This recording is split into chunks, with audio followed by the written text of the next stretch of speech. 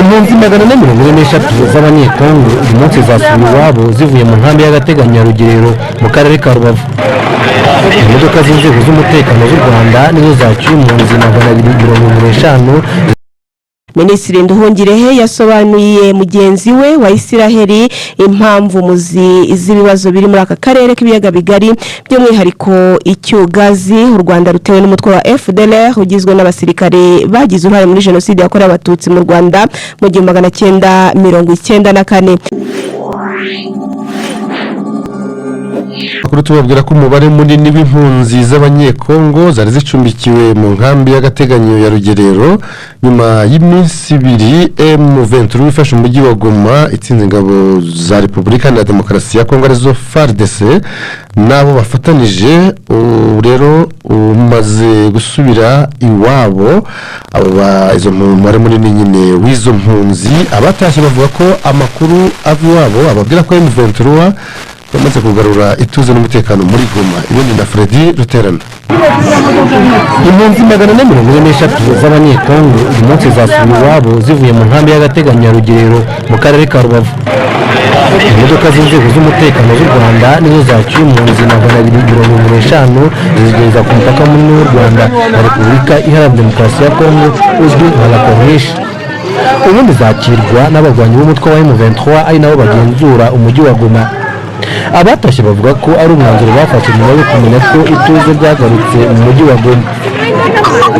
Tunapenda amani, twebwe dukunda amahoro. Bageze hariya batubwiye ko ahari, ariko niyo yaba adahari cyane tuzihangana, azagenda aza buhoro buhoro. Ari gushaka gusubira iwacu turebe inzu twahasize. Watu batanu kweli watupokea bye tulikura. Mu by'ukuri batwakiriye neza, turi abantu batanu bari neza, turi kubona nta kibazo, bari kudupima babona indwara bagahita baduhindura. Waona magonjwa yanadupata. Walikupatia matela za kulalia, baduhaye matela zo kuryamaho kuko twaje nta kintu dufite turishimye kuko tuzijyanye. Baduhaye ibikoresho ariko ubu turi gusubirayo nta uri kubitwaka.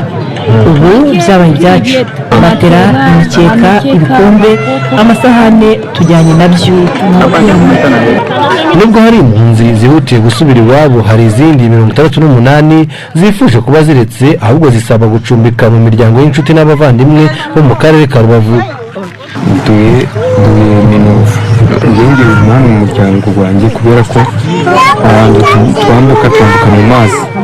Rero ayo mazi sinzi niba amato bafunguye kugira ngo bive mu ibuzi gaza mu giti. Mu rugo ni mu Rwanda dushakiye muri Kongo. Turi gushaka tugiye kwicara ku mafamiye turebe ukuntu bimeze, tuba turi kuruhuka kubera ko iratwa dutesetse cyane. Mu nkambi y'agateganyo ya Rugerero maginga ya hasigaye impunzi zigera kuri 200. Izi zo zivuga ko zitatashye kuko zigishidikanye niba koko bidasubirwaho umutekano wagarutse mu mujyi wa Goma. Mwese asikia roho yangu kusema niende. Ndiyumva mu mutima wanjye mbwira ngo singende kuko abantu bakiririye ntibaratuza. Nzagenda igihe mvise ko Nyamirenge ikavuga ko bagiye kutuyobora ari aba, noneho nkagenda tukabaho mu mahoro. Ninaenda tunaishi na amani. Impunzi zatashye ziyongeye ku zindi zatashye ku munsi w'ejo hashize zirenga 600.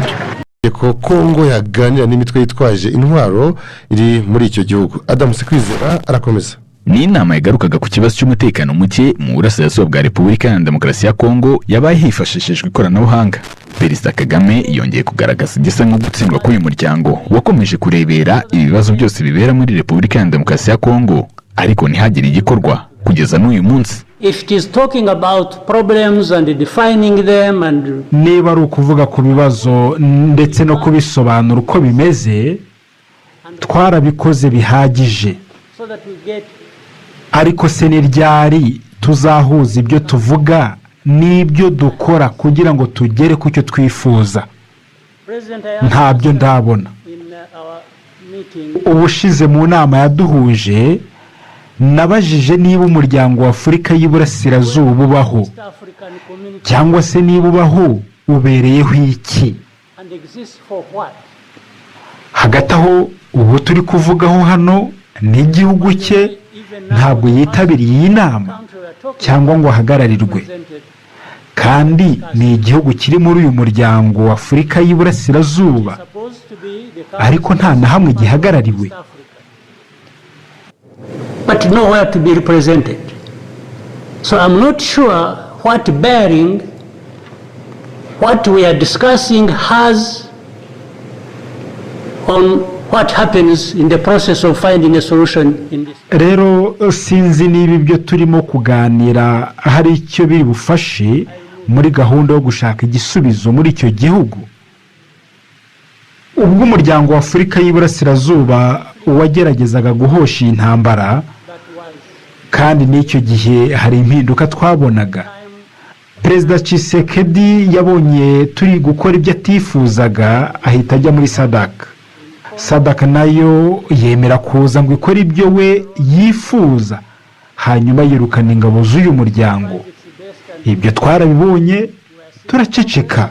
And that we complied and kept quiet. Kuri iyi ngingo kandi umukuru w'igihugu yagaragaje ko n'ubwo bufatanye bw'uyu muryango bwabaho butakemura ikibazo igihe cyose nyir'ubwite atabigaragajemo ubushake. But even if we were doing everything right, ariko nubwo twari kuba dukora ibintu byose uko bikwiye nta kintu cyari kuvamo keretse iyo abarebaga n'icyo kibazo bari kuba nabo bashyigikiye ndetse bakanagira uruhare muri uwo murongo w'ibiganiro bari gufashwamo.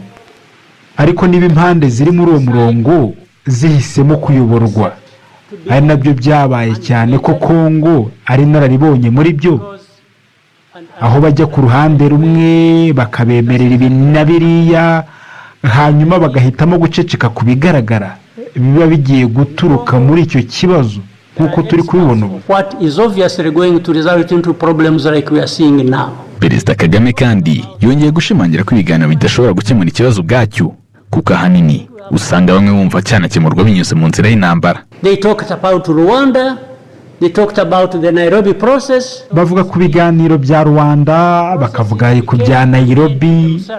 Mu by'ukuri namwe hano muraza kumfasha kumva neza ikibi byose bivuze kuko ibiganiro byafashwe nk'igisubizo ubwacyo. None n'abayoboye ibi biganiro bafatwa nk'ingirakamaro kurusha ibisubizo biva mu biganiro ubwabyo. Ibiganiro bya Nairobi byahindutse ibya Uhuru hanyuma ibya Rwanda bigirwa ibya Perezida Renzo. Mu by'ukuri ibi nta kintu byadufasha mu gukemura ibibazo nk'ibi turimo guhura nabyo kuri ubu.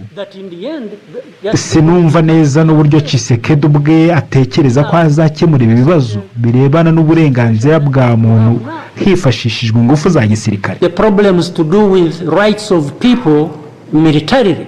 Iyi nama nubwo yakozwe hifashishijwe ikoranabuhanga, Perezida Felix Tshisekedi wa Repubulika ya Demokarasi ya Kongo niyayitabiriye.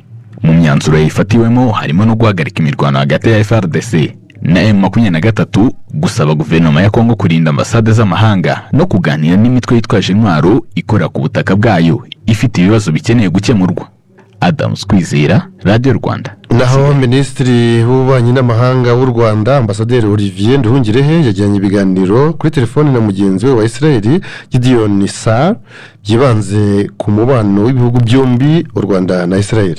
Nk'uko biri ku rubuga rwa X rwahoze ari Twitter ya Minisitiri w'Ububanyi n'Amahanga n'Ubutwererane y'u Rwanda, abaminisitiri bombi banaganiriye kandi ku bibazo by'umutekano bivugwa mu karere. Minisitiri Nduhungirehe yasobanuye mugenzi we wa Israel impamvu muzi z'ibibazo biri muri aka karere k'ibiyaga bigari by'umwihariko icyugazi u Rwanda rutewe n'umutwe wa FDLR ugizwe n'abasirikare bagize uruhare muri jenoside yakorewe abatutsi mu Rwanda mu 1994. Ubu uyu mutwe ukaba ubarizwa ku butaka bwa Repubulika Iharanira Demokarasi ya Kongo. Yanamugejejeho kandi n'inzira yifujwe kugira ngo amahoro aboneke mu karere. Nawe abinyujije ku rubuga rwe rwa X, Minisitiri Gideon Sar yavuze ko banaganiriye ku bufatanye bwagutse bw'impande zombi ndetse anageza kuri mugenzi we w'u Rwanda uko ibintu byifashe mu burasirazuba bwo hagati aho Israel iherereye. Ku birebana n'aka karere k'ibiyaga bigari, Minisitiri Sar yongeyeho ko Israel ishyigikiye ko hakomezwa ibiganiro kugira ngo aka karere gahumeke umwuka w'amahoro.